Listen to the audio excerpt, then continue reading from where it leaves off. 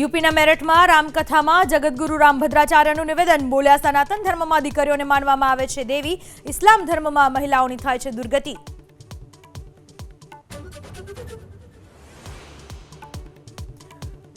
વકફ કાયદાની માન્યતા પર આજે સુપ્રીમ કોર્ટ આપશે ચુકાદો. 4 મહિના પહેલા નિર્ણય રાખવામાં આવ્યો હતો અનામત. અરજીકર્તાઓએ કાયદા પર વચગાળાનો સ્ટે મૂકવાની કરી હતી માંગ.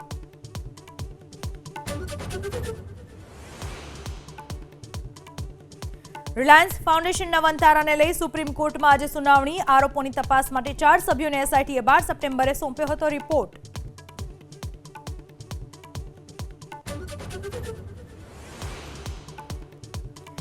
બ્રિટનમાં ગેરકાયદે વસાહતીઓ સામે લાખો અંગ્રેજો ઉતર્યા રસ્તા પર.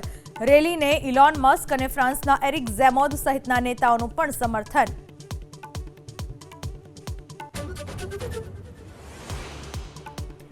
ફરી એકવાર મુંબઈમાં મોનોરેલ પડી બંધ. વડાલામાં ટેકનિકલ ખામીના કારણે બંધ પડતા લોકોને પડી મુશ્કેલી. ખામી દૂર કરાયા બાદ શરૂ કરાય મોનોરેલ.